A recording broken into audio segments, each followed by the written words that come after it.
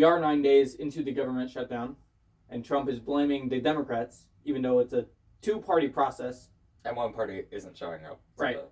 So who can we really place blame on one party? The shutdown only happens because one party can't agree with the other party. Uh-huh. That's a weird way to explain it, but it's a two-party process. So how can we blame just the Democrats? I think the idea is that if you're looking on either side of the discussion, probably both sides are saying, well, we're making a perfectly reasonable statement. Right. And maybe even we're compromising. And the other side just won't move enough. Mm-hmm. Like, we've already moved, and they won't move enough. And that's probably what both sides think. But the difference is, I think that's probably what happens in most government shutdowns, but the difference is, now that there is the shutdown, the Democrats are at least showing up to try to figure something out. And many times, Republicans are not showing up. And then they blame the Democrats, but we can see why they're not showing up, because Trump is using the government shutdown for his own purposes. So let's get into that. What's he been using the government shutdown for? Today, according to NBC News, Trump is starting massive layoffs because the government shutdown gives him the legal power to cut any program he wants funding-wise. And we've already seen him cut $8 billion from energy programs, which also cut 220,000 potential jobs from Americans. We've seen him freeze $18 billion in funding for New York's infrastructure. So he's mostly doing things that attack Democratic states. For that $8 billion, that only affects specifically 16 states. Each of those 16 states are states that didn't vote for Trump in the 2024 election. I mean, and this is a continuing move for him of kind of putting policy aside and almost being vindictive against states that didn't vote for him. In the continuing, like, ICE stuff, Mm-hmm. he's specifically sending ICE and National Guard to Democratic states specifically to control crime. Right. Whereas there's higher crime in like Memphis, Tennessee. Yeah. But he's not sending it to Tennessee because Tennessee voted for Trump. And he's demonizing groups like Antifa. And from my knowledge, Antifa is just anti-fascist. And if you're mad at anti-fascism, maybe you're the problem. And also kind of doesn't exist. Right. It's not like a specific, there's no organization. Exactly. But it's an idea. I think yesterday there was a huge conference and they were calling Antifa as big as an organization as Hamas or as ICE, MS-13. They labeled it a dangerous terrorist organization.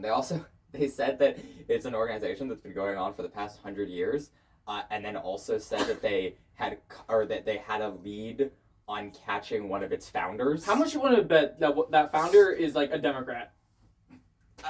Yeah, obviously. Obama started Antifa. So unless you're arresting a senior citizen, you didn't catch one of the founders if it also has existed for the past 100 years. Yeah, it doesn't work, and it's not like they love to cherry pick. I mean, every side on everything loves to cherry pick, but the difference is with the Trump administration specifically is they cherry pick and exacerbate to fear-monger people into believing something. So there was a right-leaning reporter in Portland this week, and someone part of Antifa, or at least they claim was part of Antifa, threatened them. So they took that one person out of maybe, I don't know how many people are in Antifa, but they take that one person and they apply his thought process to all of Antifa. And they're like, Antifa's dangerous. I'm like, no. Well, you found one person. And if you want to say that, like, threatening people is bad and is dangerous, then you have to grapple with the fact that, there are minorities and people like that who are scared to walk the streets because they're afraid that people will because they get threatened all the time. Trump is using ICE to threaten many people. ICE is constantly threatening. I mean, even if you want to just narrow it down specifically into ICE, it is crazy I don't know what is being allowed in terms of like what's being allowed in my perspective is just racism. So ICE is just being allowed to stop people solely based on their race and the color of their skin. Which is textbook racial profiling. Like anyone, that I is think the any definition. just Republican, Democrat, Independent, you can see how that's wrong. I think that the idea is that, you know, you stop them based on the color of skin, but they should have their papers on them at all times.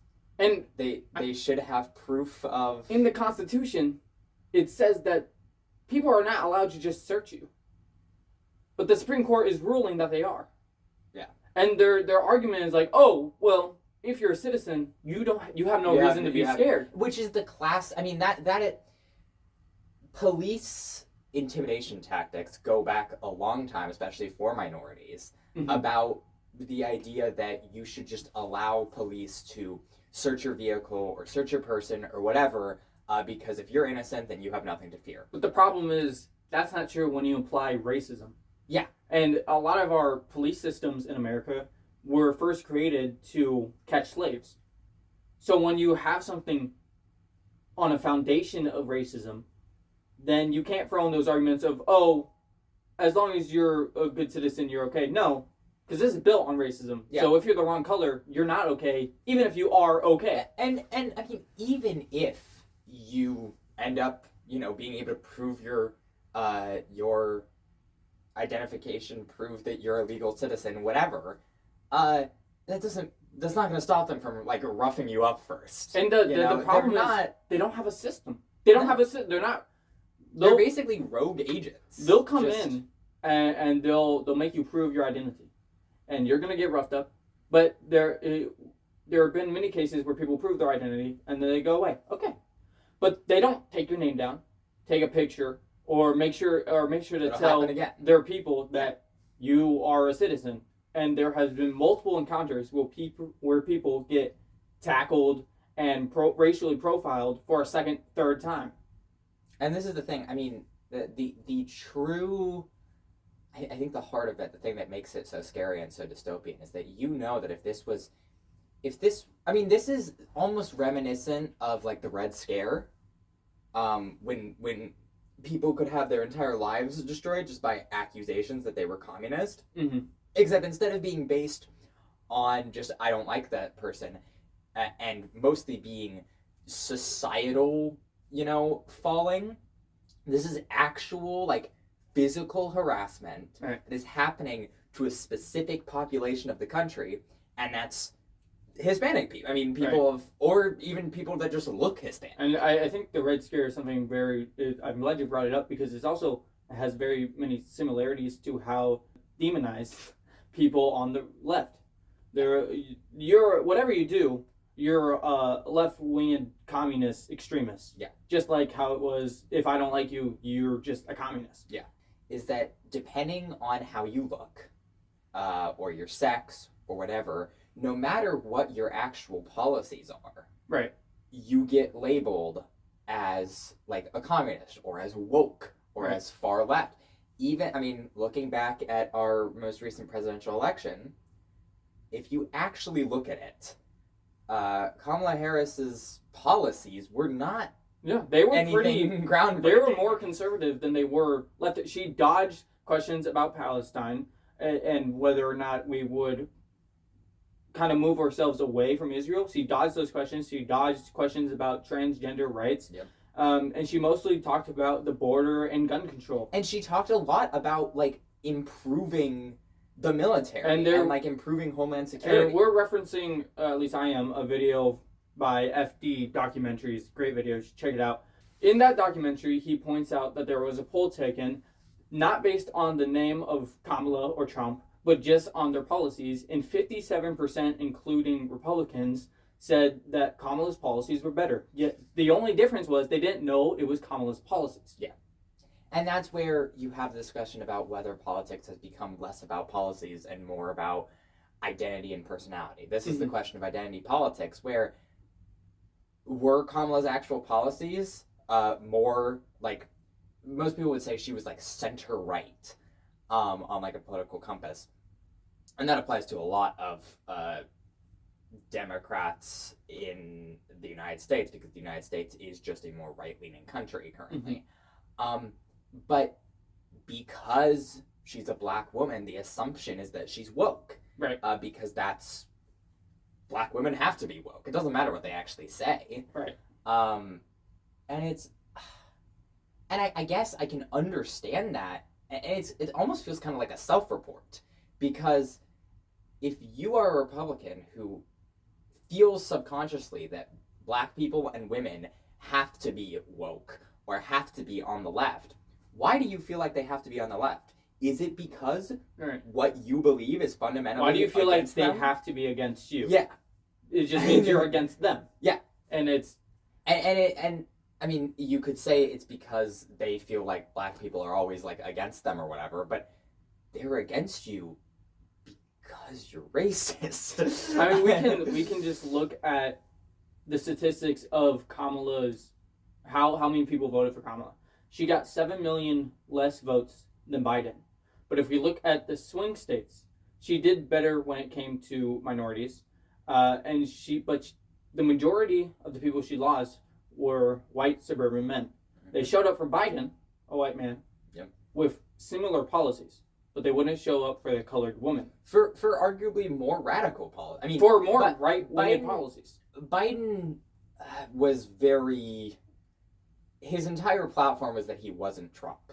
Mm-hmm. That's the problem with Trump. If you're running against Trump, you just have to mostly talk about how you're not Trump. Yeah, which I think worked for Biden, and I think there is an argument to be made that you could say that Kamala, the routine had gotten stale by then. A lot of her, a genuine critique of her is that a lot of her campaign focused on the fact of not her own policies, but of the fact that she wasn't Trump. Mm-hmm. And that's where people's implicit biases can come in. But Biden's campaign ran on a similar topic. Difference is he was white. He's white. Man. Yeah. And we can, even in our school, it's so sad. I've heard people talk about this, and they love to throw the word around, the phrase DEI candidate for Kamala, and they love to call her leftist. Was she really... You're not listening to her policies. Yeah. You're looking at her color. If you have genuine critique about her policies, I mean, both you and I can agree that the amount that she dodged around the Palestine-Israel issue was frankly gross. Yeah. And I think that absolutely deserved to be called out and to be, to be addressed as the gross thing that it was. Mm. But that at least is actually about her policies and not just about the fact that you think she's woke and a leftist because her color she's a woman. Yeah. I mean, I guess it's just a crazy self-report that you just assume that black women have to be against you. Yeah. Because somewhere in your mind you know that what you're fighting for is against them. And the fact that you can be okay with that is just like, wow. And now the people in power are the ones who think that way. Yeah. That if you're anti-fascist or you're I don't know, pro-choice or something like that, that you're extreme leftist and you're too woke, and the people who think that way are in power, and we can see them. It is evident from their actions that they are only specifically targeting people who have opposing thoughts than them. And it's really disgusting. Which... Saying, just to address the lunacy, saying that being anti-fascist is, like, far left. You're too woke!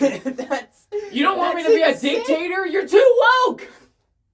Dude, the amount of video... I don't know how people defend this man. There are so many videos. There's a video of him going, well, I think that people might want a dictator. Yeah. There's a people have been saying they want a dictator. Videos of him going, well, on day one, I'll be a dictator. No! That is so... We've been throwing around the idea of a third term. That is so anti-American. It's what the people want. Trump loves America. No, look at his policies. Not only his policies, look at his actions. Look at what he says verbally. It is so clear that he doesn't understand the intentions of our country and what this country is supposed to represent, because he has none of the qualities he's supposed to have. And this is the thing. And this is the thing that is most tragic to me, bringing up the Kamala... Trump race again. He wasn't hiding that. Mhm. Never once. People talk about Trump as being like a great manipulator or a great liar or whatever. No, he's actually he's very honest about what he's gonna do. He's like so. I would call him dumb, but he's not like trying to be dumb. He's just like, It this worked, is what I I'm gonna do. guess. Yeah. No, he's not dumb. We're just dumb. There's a certain Well, amount he's- of confidence. He's dumb in some ways, but Yeah. we're dumber for following him, and it makes it hard to have sympathy for the people who go, oh, Trump is. I voted for him, but now he's doing all these bad things. That's what he said he was gonna do. He told you Yeah. what was gonna happen, and the things he didn't tell you, the things he promised you, and you believed him. Like he promised to end the war in Ukraine in 24 hours, and you believed that. He promised to release the Epstein files, even though there's so much evidence that he had a close relationship with Jeffrey Epstein. But you still believe that he would release the files of all the pedophiles? Including probably himself. Yeah, most likely. I mean, technically, it's only allegedly because he hasn't released the files. Them. I mean, and that's it. Every day that he doesn't release those files is another day that it's like, oh, he's totally on those. Yeah, and every day, people love to throw around the idea that he's only doing this crazy shit to distract from the Epstein files. I think that might have some truth to it. I also think he's just that dumb. Like, this is just other things he would do even if he released the files. Here's the thing. I mean, this is classic, dictator bordering on fascist thing, is that he is pushing the system as far as he can. Mm-hmm. He's pushing the limits of what he can do and of what people will allow him to do. Right. And I think he's gotten further in that than he ever thought he would. Yeah. I think that's why a lot of his recent stuff seems so insane, is because I think his plan, my personal theory is that I think his plan was, all right, I'm going to do this insane thing. I'm going to say that I'm going to, release the National Guard on this part of the country. And then they're going to stop me. And then, then I can go do something. Oh, they let me? Yeah. People hate when you compare Trump to Hitler, but we can see each step building. First, appeasement. Yep. Then it's his ego. He puts his own face on money. The only other people to do that are dictators. Then he rounds up people he doesn't like. He demonizes the other political side that he doesn't like. Oh, well, he didn't kill 11.3 million people plus everyone in World War II. Well, are you going to wait for that to happen? Yeah. And I think that for a long time, the comparisons between Trump and Hitler have been one of the worst things that Democrats tend to do, which is take a group they don't like and say, "Hey, these are like Nazis." I mean, that's a classic thing.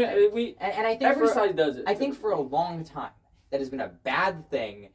That it's like, okay, well, Trump is bad, but he's not Hitler. But now we're getting there. Now we're watching him take the steps up that stairway to becoming Hitler. Yeah. Do I think he's gonna get there? God, I hope no. And honestly, do I think that he has the capability to do a genocide to the level that Hitler did? No. And I think that if you say that, then you're reaching. But the problem is he going to deport them?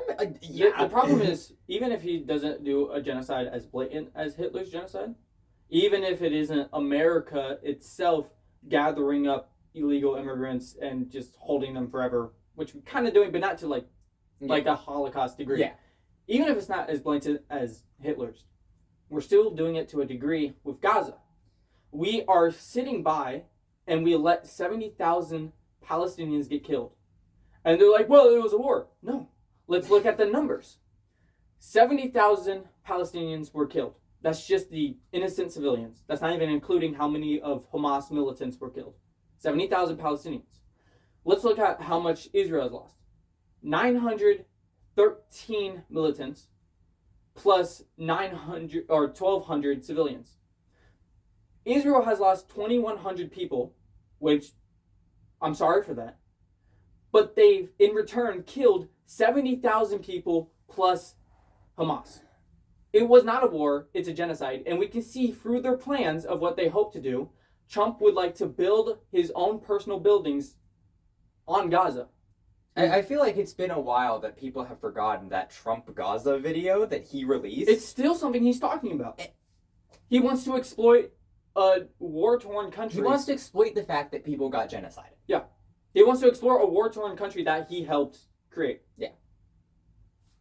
I mean, yes, he helped with the ceasefire, which I will give him credit for, but that wouldn't have been necessary if you took the actions I believe a president of America was supposed to take. And the actions that, I mean,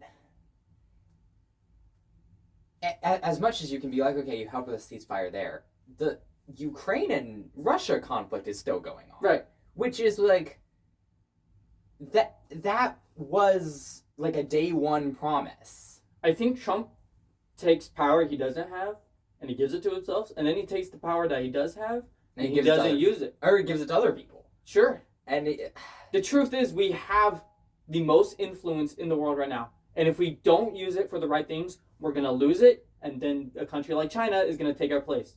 And the sad thing is, we're not supposed to be for China, but when their government's doing so much better than ours in so many ways, it's kind of hard not to envy them. Yes, China has its problems, and probably problems that I don't know of. Yeah.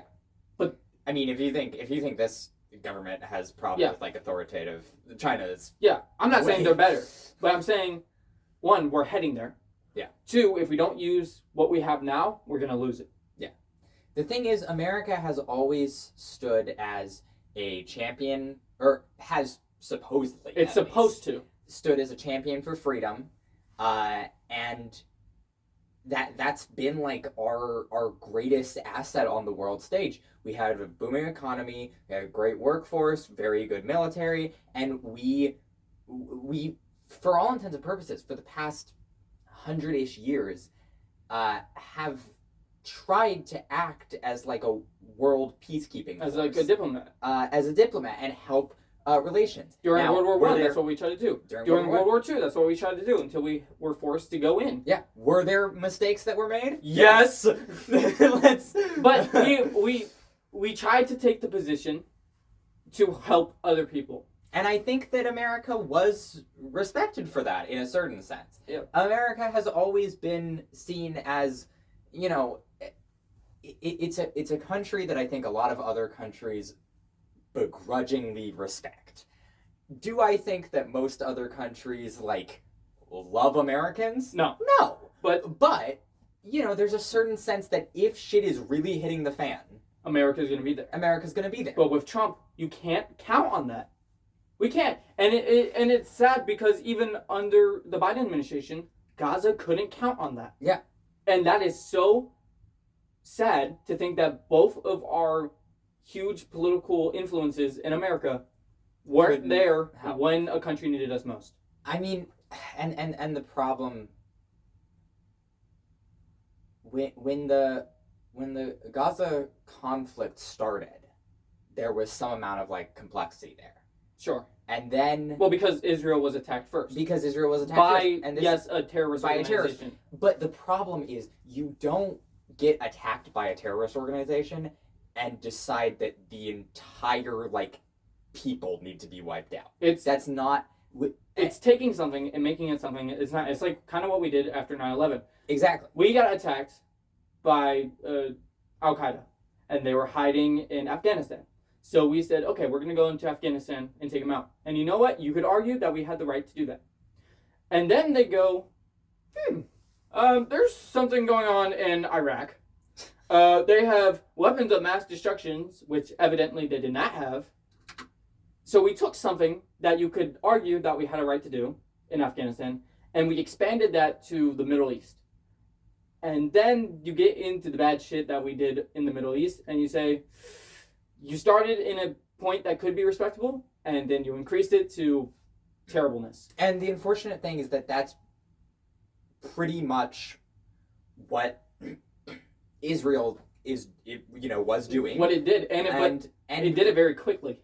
It did it very quickly, and I think that as an American people and understanding that our government did that, there is some amount of responsibility to be like, okay, we made this mistake. Mm-hmm. let's make sure it doesn't happen again. This is our, maybe this is too strong, but this is kind of our Holocaust. We sat there. I don't know. Well, Not the Holocaust, but we sat there and let 70,000 people die. Is it as bad as the Holocaust? No. Yeah, and we do? I mean, like, there's the question, and I think a lot of people from other countries, especially, would raise the question: does America deserve to, or does America have like the authority to go in there and be like, no, stop it? I would say we do. I would have to say we do. To me, that is the essence of America. That is what we're here to do. But then you have the question of when America starts using that for not so noble things, right, like we did in the Middle East. Right. Did we lose that spot? You know, once we started using this power not for defense and for you know, good, mm-hmm. whatever your perception of that is, freedom, you could even say, and we started using it to advance our own interests. Yeah. Did we lose that spot? When you mask a good thing, but then you exploit things you exploit for your vulnerable interests. country. I mean, The problem is our history. It makes it hard to do good things because people have seen us do bad things, mm-hmm. right? But then you argue, oh well, after World War II, we teamed up with Japan and we helped rebuild their economy, which yes has truth to it, but it doesn't take away the fact from the other bad things we did to other war-torn countries. Yeah, and it makes it hard to argue.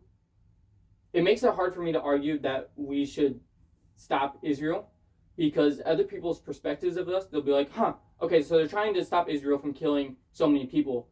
But are they exerting their power that, you know? That they shouldn't have. I mean, yeah. I think that's an interesting question in this kind of newer globalist age where before, I feel like it was pretty widely agreed on that if a country was doing a thing you didn't agree with, and it was like bad enough, you right. would get involved militarily. But then so many people have used that to justify so many terrible things. You know, if you want to use the example of Hitler again, it's insane to try to relate with that at all. But on some level, just like all villains of history, he thought he was doing the right thing. Right. Was he wrong? Yes. Yes. Yeah, I mean, there's even the problem is the ego of it. I mean, there's a speech of Hitler's. Now this is something I watched translated, so mm-hmm. maybe not everything's as clear one as for it one. Right. But he's talking about how he gave Poland this many months. He gave Czechoslovakia this many months. That doesn't matter. You still illegally annexed Czechoslovakia. You still illegally invaded Poland. And maybe that's a reach for what Trump's doing. And well, I don't think it's what Trump's doing. I'm saying that I'm actually giving a little bit of respect to Trump in the sense that I think that as terrible as the Israel and Palestine conflict is, and as much as I do think we should be doing more to help, or at the very least, not support Israel in it. Because the fact that we're still actively supporting Israel during it is insane. Yeah. But you have to question, when do we reach too much? And I think you could make the argument that when we did what we did in the Middle East, we lost the right to that like moral high ground where we were like, oh, we're going to be the government's peacekeeper, or the world's peacekeeper. We lost a shit ton of respect. Yeah. And since 2003, the invasion of Iraq, we have not been the same country. Yeah. There was a time period, you could argue, between like the 80s and 2002, where the majority respected our military. They respected the American dream. They were immigrants. The presidents at the time, Republican or Democrat, all had the idea that immigrants make America. Yeah. And I've seen speeches from different presidents from different political aisles say the same thing, that immigrants are good for America. Because they are. And that's the time period where we were the most respected. This is Desert Storm, the best military action we've ever taken, and the most swift, with the least amount of innocent people being hurt. And that's a good example of, you know yes. Desert Storm? That's the best example of America seeing a country invade another country and say, hey, that's not right. So we're going to intervene. Yeah. And then from my knowledge, we didn't exploit them afterwards. We didn't exploit Kuwait. We didn't exploit. Well, I guess we kind of invaded Iraq after, but at least in that initial. in that tiny time period, that was the best example of what I believe America should do. And the problem is we've destroyed that reputation of ourselves in the last 20, 25 years. Yeah, I'll bring some like general media analysis into the real world. It's the question with. It's interesting to compare America as a country to this, but it's the question with like things like superheroes or whatever. Mm-hmm. It's that when you have these powerful entities, in this case America, getting to dictate what is right and wrong on a global scale, right, you have to be very clear about what right and wrong means. Yeah. Because it is incredibly easy for America then to see another culture just being another culture and for us to go, wrong. That's wrong. And the problem is, at the current moment, I don't have any faith that our government knows what's right and wrong. Mm-hmm. Well, they don't. They've shown it. They don't know what's morally right and wrong. And they've also, not only that, they have shown that they don't understand the purpose of America. Yeah. They don't understand the Constitution, because he's broken it a few times. They don't understand innocent until proven guilty. Yeah. I mean, I think if you take away all the rest of the ICE stuff, racial profiling, all of that. Yeah, let's ignore the bad stuff real quick. Yeah. You can just boil it down to the fact that these people are not being given due process. And we're just like, I mean, there's a famous thing about the Holocaust, that I'm sure most people know, but it's just about how if you ignore the like injustices and bad stuff that are happening to minorities, if you just watch as these Hispanic people get taken without due process, eventually it's going to expand and it's going to expand, and when they eventually come for you, there's going to be nobody left to fight for you because you let them all go. I don't think people realize when you infringe on the rights of one person, you're also doing it to everyone else. And this is what I mean by Trump pushing, is that right now he's seeing how far he can push against minorities. And the tragic thing that we're seeing is that most people don't care. They're like, well, it's not going to affect me. I mean, that's the true, and this is the problem with this certain type of American, almost hyper-individualist, care only about yourself thing, is that a lot of people do truly have the mentality that if it doesn't affect me, I shouldn't care. And it's so ironic because a lot of those people are self-proclaimed Christians. Yeah. Who are supposed to love everyone. I mean, looking at this from the perspective of a white man, it would be easy enough for me to just be like, well, ICE isn't going to get me. It doesn't affect me. I'm not going to. No, it does affect me. Yeah, because eventually down the line it will. And also, even putting that, let's say we got 100% confirmed that ICE will never expand beyond that, or that nothing further will come for that. I care about other people. I don't. Yeah. And that might be a hot take. It's going to affect you. I mean, this is the smallest way. This is going to affect you economically. Yeah. But that's just like, to me, that's not the biggest issue. It's going to affect you when it comes to your rights. Because if we can change one person's rights, we can sure as hell change yours. First, it starts with immigrants. Oh, we don't like you. We're going to take one. I know I'm focusing on two ideas here, so let me split up from one. Real quick. When it comes to immigrants, the lies that they're telling are just based with no facts. That's why they're lies. The idea that all of these illegal immigrants are actually illegal is not true. They're spreading the idea that these people came in here without going through the system, when the truth is a lot of illegal immigrants are currently going through the system. In some cases, you have to go to America first to even start the process of becoming a citizen. But then people will deem you an illegal immigrant. That doesn't work. And I had a second thought going on here, but I totally lost it. There's two big problems with this current thing, and one is about the actual thing that's happening right now, and one is about how this is a very short road that leads very quickly to fascism. That's what I was talking about. How one thing, even if you don't think it's going to affect you, it's going to affect you. If they can take away your rights of one person, what's going to stop them from going, well, they're kind of already doing it with liberals. They're going, we don't really like your blue ran state. So we're going to come in there with the military, which is unconstitutional, and we're going to keep you down. Yeah. And that does affect white people. That affects everyone. The reason that things like due process and just general, like, having safeguards around this kind of thing is so important is because, and this is a famous concept, and it was used in Nazi Germany, mm-hmm.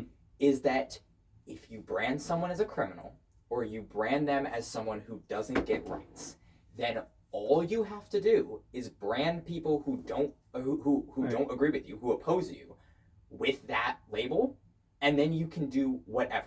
That's why it's so important that criminals, illegal immigrants, even if you agree, which on some level I do, that we can't allow just anybody to come in the country, that Sure. we need a system for immigration, and that there should be a punishment for illegal immigrants. Yeah. There has to be an actual system that isn't just the system we say you're is. illegal. I was talking to someone about this, and I was explaining how the system needs to be fixed so it's fair.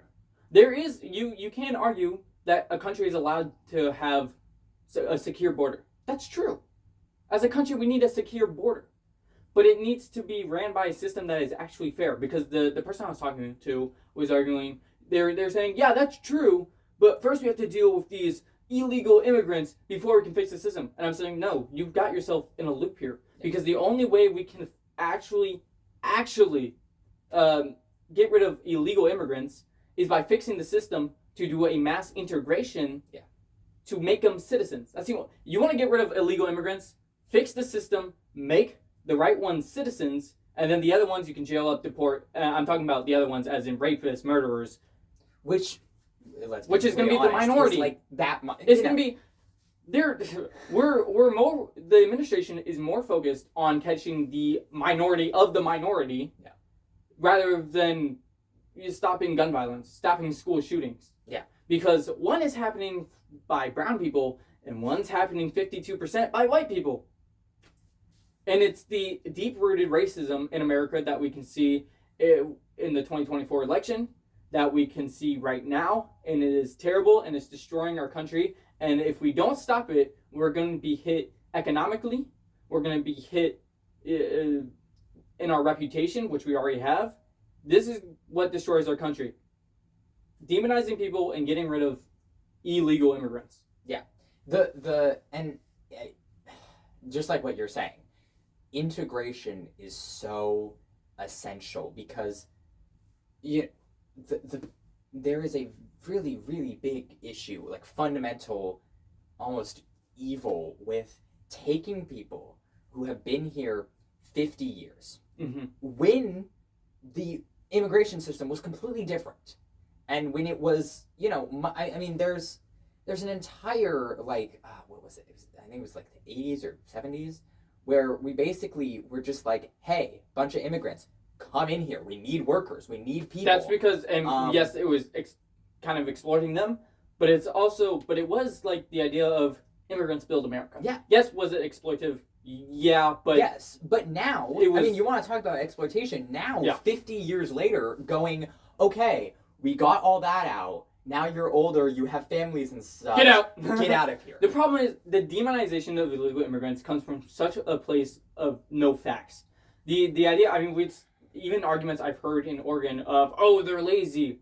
Well, if they're lazy, why do the majority run our farms? If they're lazy... And if they're lazy, you can't make the argument that they're taking American Exactly! jobs. My God, bro!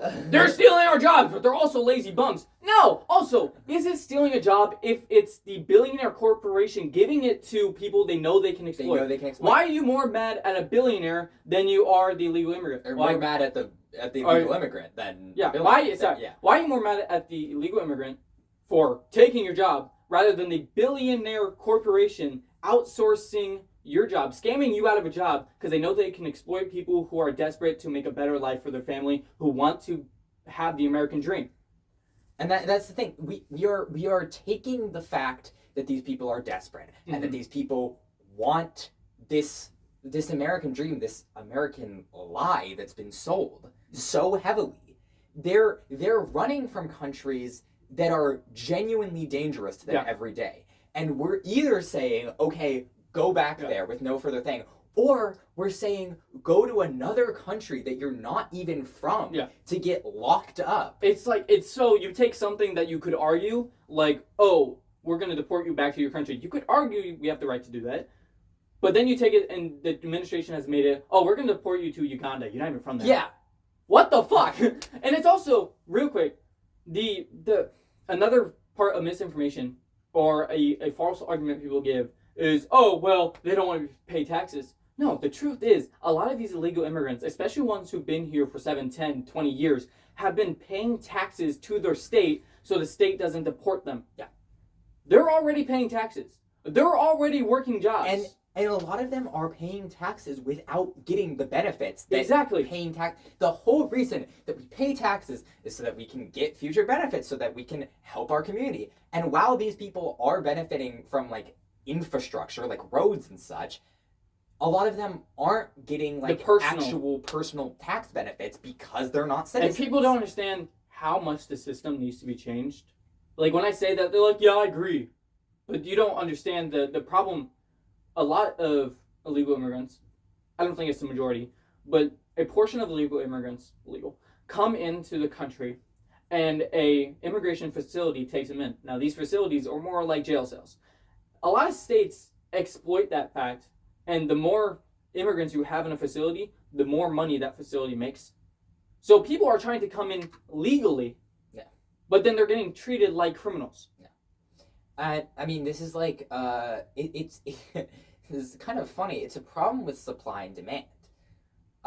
What we've got right now going on is that there is a overabundance of people who want into the country, and we don't have the correct infrastructure to let that happen. The fact that coming into this country, which already is insanely like moving countries. Yeah. You know, with the exception of like the European Union, which has intentionally made it very easy, moving countries is an insane, like, world-shaping thing. You are going from your home, from where you've known your whole life, from whatever, and you are going to a new place, usually with almost nothing. Yeah. And then we have to find new community, have to find a new place to live, have to integrate into society. Literally, just the language barrier. The fact that as Americans, we pretty much expect that if you are coming from somewhere like Mexico, you have to learn our language. That by itself is difficult. Yeah. I will say, yes, it is difficult, and sometimes we put a lot of expectations on people that are just way more than it needs to be. I wouldn't like move to Japan and expect them to speak English. So I would do that. Yeah. And I know what you're saying, and I do agree that we should expect people to speak their language of their country they're in. Yeah. However, number one, America doesn't have a national language. Right. We pretty specifically have decided not to, because this is supposed to be a place of immigrants and cultural exchange. I didn't think about that, yeah. And also, a lot of other countries, and this is one of the problems that they often bring up with Americans, is that, like, Japan is an example. Oh, a lot of countries do speak English as a second language. They speak English as a second language a lot of the time for Americans. Right. They have, you know, if you're growing up in Japan, you're expected to know Japanese, but you are expected to also know English so that you can, because English is kind of the world language along with Chinese. But also because, like, restaurants and shit have English on their menu so that foreigners can understand. I think we've kind of been there. Like, a lot of we're kind of there. Most schools in America teach Spanish, and a lot of our, like, actual safety infrastructure stuff have also Spanish has on it, which I think is just a good thing. Yeah, I would hope if you immigrate to America that you would try to learn a little English just for your benefit. Yeah, I do think it is. I think you corrected me on this, which is nice. We should. Where are my words?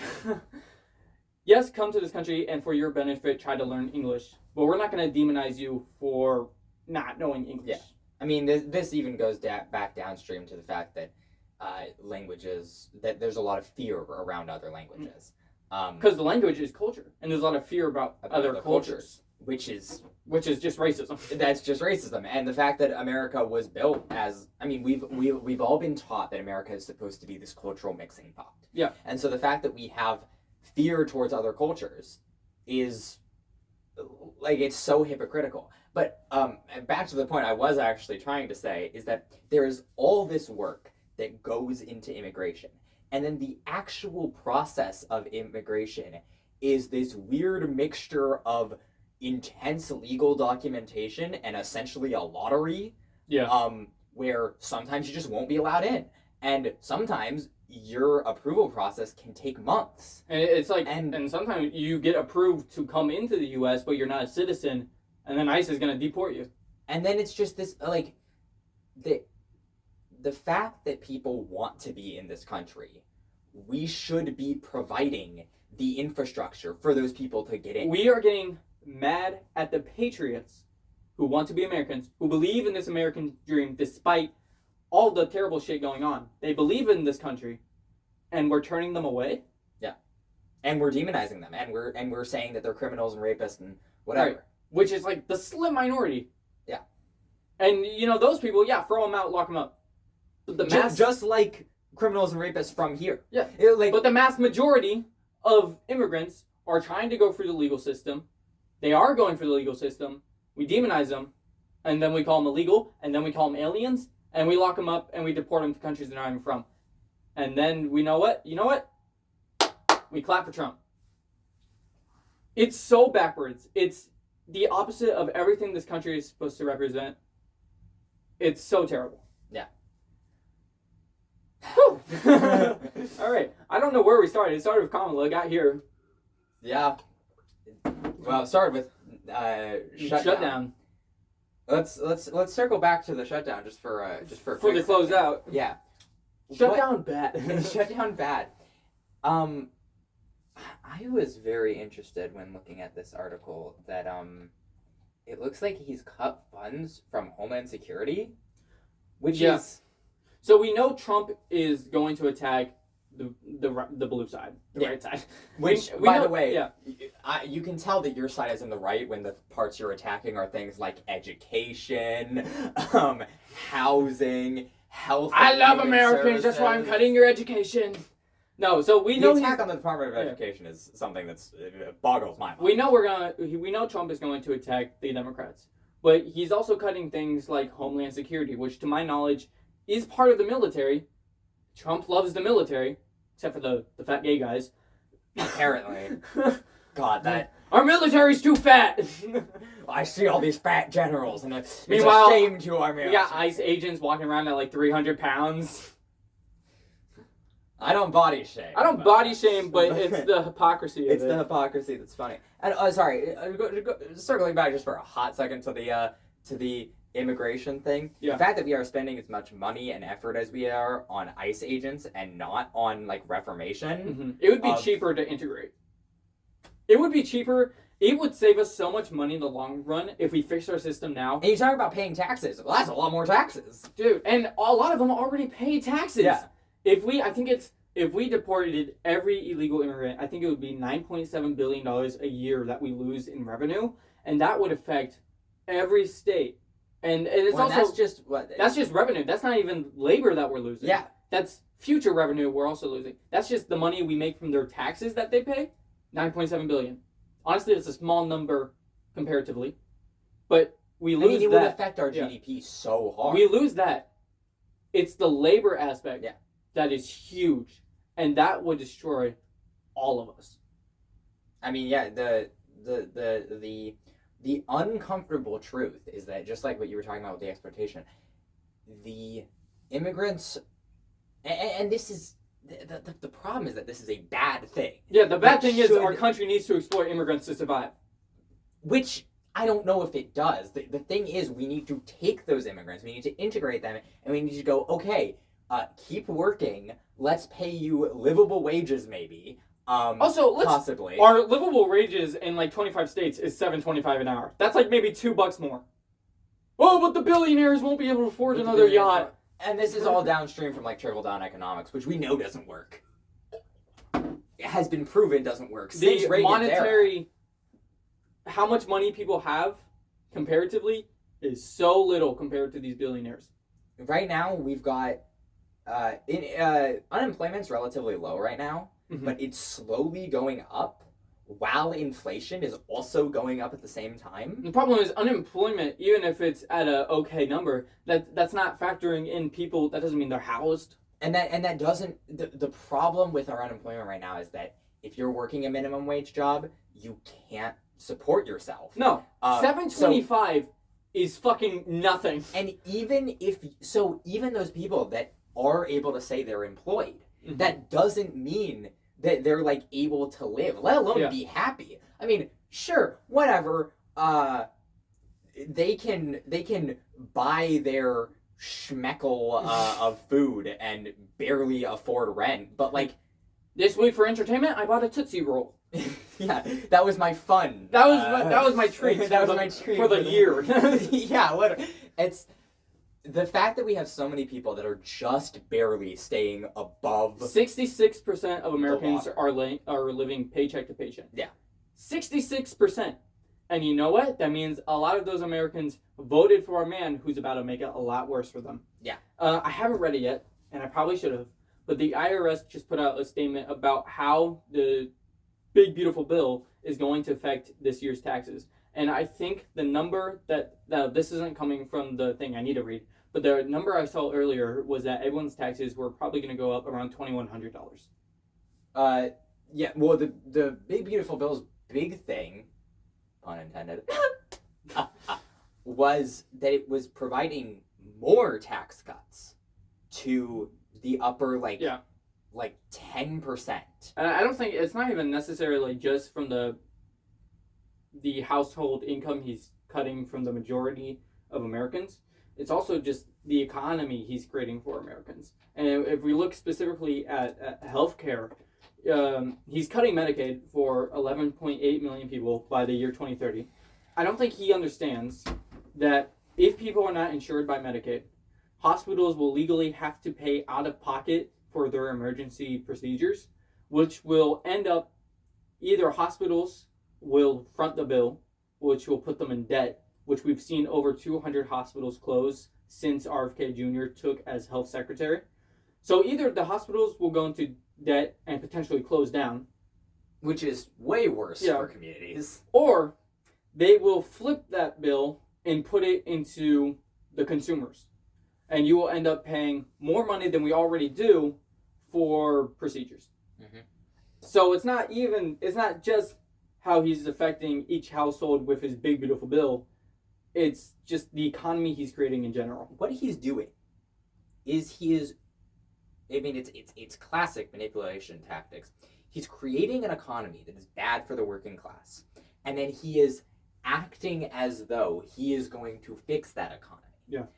He is both giving out the problem and giving out the solution. Clearly he is acting like he is providing beneficial tax cuts, while in the long run, it's going to decrease income for everyone except himself. And he truly can't take accountability for it. He was asked in an interview, what parts of the economy are the Biden administration, and what part of the economy are the Trump administration? And the response from the president of the strongest country in the world was, I truly believe the bad parts of the economy are the Biden administration's, and the good parts of the economy are my administration. No, Mr. Trump. When you have the power of the president, the economy is your economy mostly. Yes, things overlap, but the bad parts can't just be Biden's and the good parts be yours. That's not how it works. Here, let's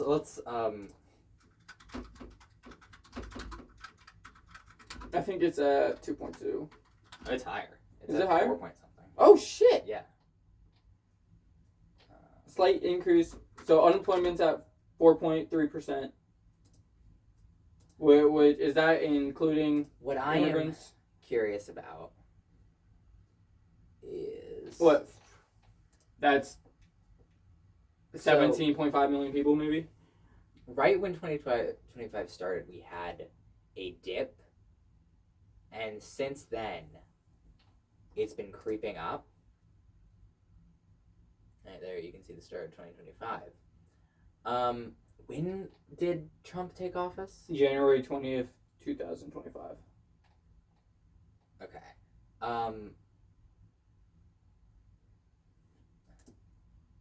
Who's this in the last? Oh no, that's not. I mean, we're talking about unemployment. We might as well mention him again, cutting substantial federal jobs today. Yeah. Because of the government shutdown he helped create. Mostly him, because he persuaded his Republican people to not... To abstain from... They're not even working towards it. It's one thing to disagree and accidentally go into shutdown. It's another thing to not even show up to work to try to find common ground. It's total. So, I mean, look at that. We've got unemployment took a dip here in 2025, and then has just been slowly creeping up. And I actually saw recently a post from the White House committee that was taking a chart of like unemployment going up. And this was from the official White House account, and being like, that's just the Trump effect. That's the Trump. Because the number's going up. The number's going up.